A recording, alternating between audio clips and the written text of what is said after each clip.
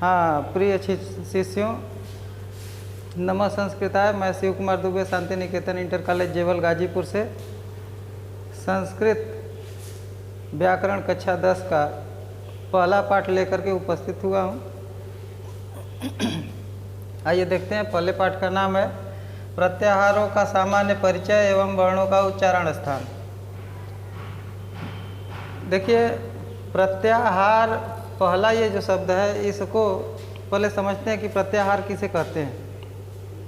तो प्रत्याहार जो होता है वो बहुत ज़्यादा को बहुत कम में कहना ही प्रत्याहार है। और महर्षि पाणिनि ने रुद्राष्ट ये व्याकरण का किताब लिखा था, अष्टाध्यायी नाम से प्रसिद्ध है। उसमें उन्होंने माहेश्वर सूत्र के आधार पर व्याकरण की रचना की है। माहेश्वर सूत्रों की संख्या 14 है। ये देख लेते हैं। ये 14 सूत्र मैंने लिखे हैं यहाँ तक, हल तक। इसको आप लोग कैसे याद करेंगे उसको देख लिया जाएगा। देखिए, इसको थोड़ा सा गा करके अगर हम लोग पढ़ेंगे तो बहुत जल्दी याद होगा। इसको देखते हैं। आई उण रिल क ए ओ अंग आई औ च, आई उण रिल क ए ओ अंग आई औ च, हय वर टलण इया मंग्यण नम झब इया गड दस जब गड दस, खफ छठ तट तव कपय सस सर हल, खफ छठ थ चट तव कपय सस सर हल, आई उण रिल क ए ओ अंग औ च, हय वर टलण इया मंग्यण नम झब इया गड दस जब गड दस, खफ छठ त चट तव कपय सर हल। तो ऐसे आप लोग इसको गे रूप में बना करके गा करके इसको याद कर लीजिएगा। 20-21 बार पढ़िएगा और जस्ट दुगना उसका लिख लीजिएगा कॉपी पे। शुद्ध आपको याद भी हो जाएगा और माहेश्वर सूत्र से व्याकरण समझने में भी सहायता प्राप्त होती है।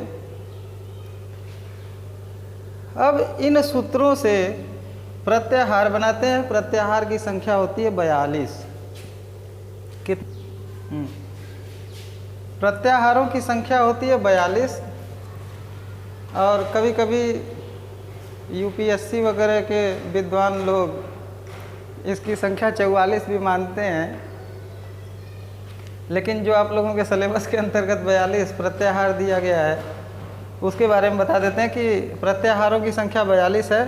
और प्रत्याहार इन्हीं 14 सूत्रों के अंतर्गत बनाए जाते हैं। अब ध्यान से देखिएगा कैसे। जैसे अक,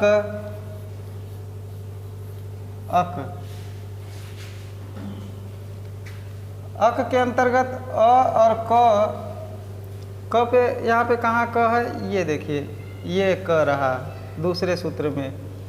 एक चीज़ और आप लोगों को बता दें कि प्रत्येक सूत्र का अंतिम वर्ण, प्रत्येक सूत्र का अंतिम वर्ण इत्य संज्ञक कहलाता है, जिसके कारण प्रत्याहारों में इनकी युक्तता को सम्मिलित नहीं किया जाता है।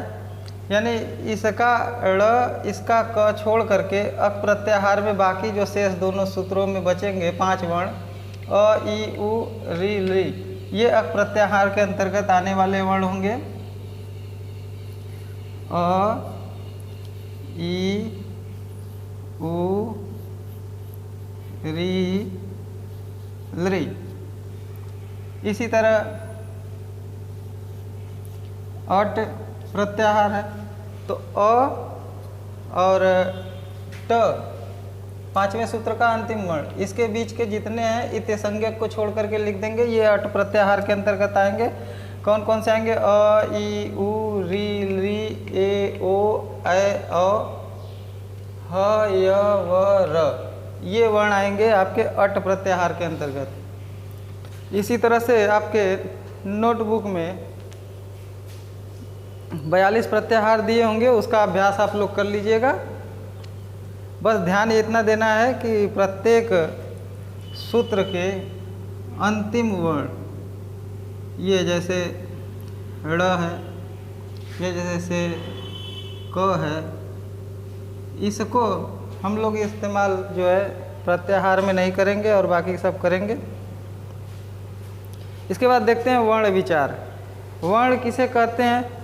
वर्ण ध्वनि अथवा अक्षर को कहा जाता है। ऐसी ध्वनि अथवा ऐसा अक्षर जो वर्ण विचार में हम लोग देखेंगे। एक बार फिर से देख लीजिए। वर्ण बराबर मैंने ध्वनि अथवा अक्षर लिखा है, इसको ध्यान से थोड़ा समझने वाली चीज़ है। यानी मुख से निकली गई ऐसी ध्वनि या किसी भी प्रकार की मुख से निकली हुई ध्वनि जिसको हम किसी विशेष चिन्ह द्वारा प्रदर्शित करते हैं, उन्हें वर्ण कहते हैं। जैसे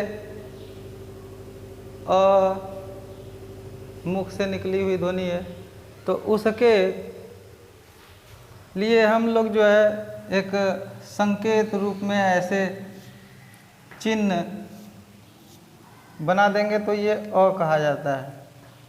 तो यही चीज़ इसमें लिखा है कि वर्ण विचार में वर्ण अथवा ध्वनि अक्षर, यानी वर्ण बराबर ध्वनि या अक्षर मैंने लिखा है, तो वर्ण का मतलब हो गया मुख से निकली हुई ध्वनि जिसके लिए कोई प्रतीक चिन्ह प्रयोग किया जाता है, वो वर्ण अथवा अक्षर कहलाता है। वर्ण में 3 भाग हो जाएगा स्वर, और इसका स्वर में 3 भाग हो जाएगा वर्ण विचार में। यानी वर्ण 2 प्रकार के होते हैं, स्वर और व्यंजन। तो स्वर को अच कहते हैं और व्यंजन को हल कहते हैं। क्यों कहते हैं? क्योंकि अ और च के बीच में जितने वर्ण आते हैं ये 9 वर्ण हैं। 1 2 3 4 5 6 7 8 9। क्षमा कीजिएगा, थोड़ा देखिए एक बार फिर से। अ, ई, उ, री, ली, ए, ओम, ऐ, औ, ये अच प्रत्याहार के अंतर्गत आते हैं और इसे अच स्वर के अंतर्गत भी रखा जाता है। ये 3 प्रकार के होते हैं, ह्रस्व स्वर, दीर्घ स्वर और प्लुत स्वर। ह्रस्व स्वर किसे कहते हैं? एक मात्रा जो होगी उसे ह्रस्व स्वर कहेंगे, जो 2 मात्राएं वाली होंगी उन्हें जो है दीर्घ स्वर कहेंगे, और जो 3 मात्राओं का समय लेती हैं उच्चारण में उन्हें प्लुत स्वर कहते हैं। अब अगले नंबर में देखते हैं व्यंजन अर्थात हल। ये मुख्य रूप से 4 प्रकार का होता है, लेकिन इसको जो है अध्ययन की दृष्टि से 5 भाग, 5 करें, क्षमा कीजिएगा, 7 भाग विभक्त किया जा सकता है। जैसे मूल रूप से व्यंजन जो हल है उसको 4 भाग में, स्पर्श, ऊष्मक, अंतस्थ, संयुक्त, ये 4 भाग है। स्पर्श किसे कहते हैं? अब देखते हैं। स्पर्श व्यंजन वे व्यंजन हैं जो उच्चारण करने में मुख से विभिन्न अंगों का स्पर्श होता है, जिह्वा का। इनकी संख्या 25 है। स्पर्श व्यंजनों की संख्या कितनी? 25। ऊष्मक का 4, अंतस्थ का 4 और संयुक्त में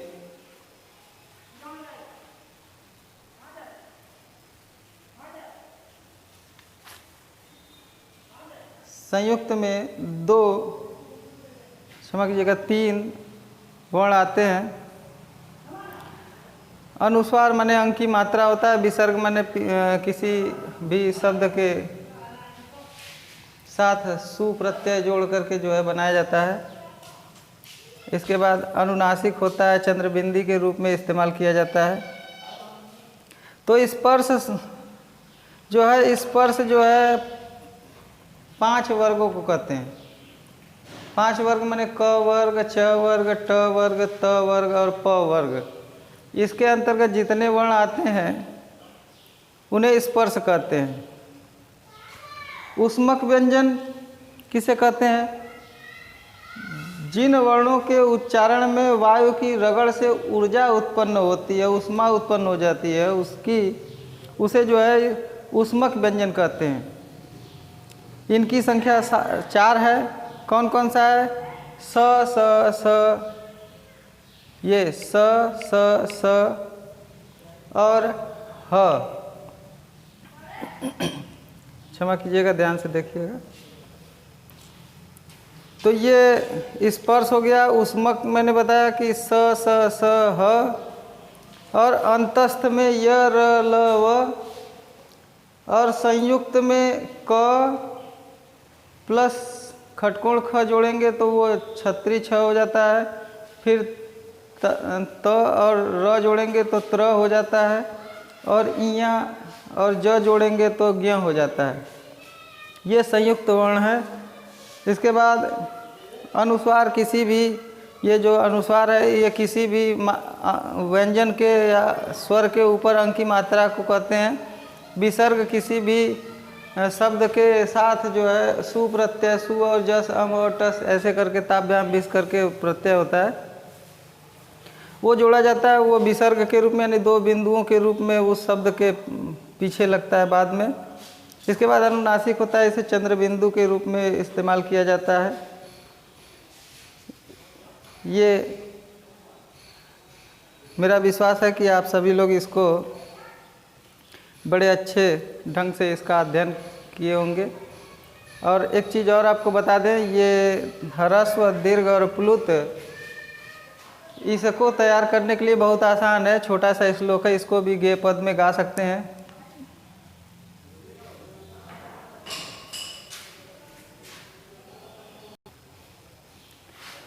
एकमात्रो भवेत् ह्रस्वो, एकमात्रो भवेत् ह्रस्वो, द्विमात्रो दीर्घ उच्यते।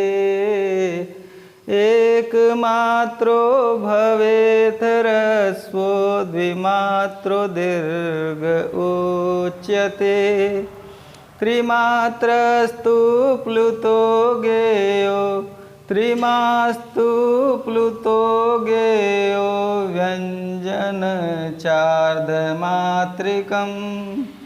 त्रिमात्रस्तु प्लुतो गेयो, व्यंजन चार्धमात्रिकम्। अर्थात एक मात्रा जो होती है वो ह्रस्व कहलाता है, 2 मात्राएं जो होंगी उसे दीर्घ कहा जाता है, और 3 मात्राएं जो होंगी उसे प्लुत कहा जाता है। व्यंजन तथा आधी मात्रा कहलाता है। व्यंजन च को बीच में कर देंगे, और व्यंजन आधी मात्रा कहलाती है, क्योंकि व्यंजन बिना स्वर के उच्चारित नहीं होता है। अब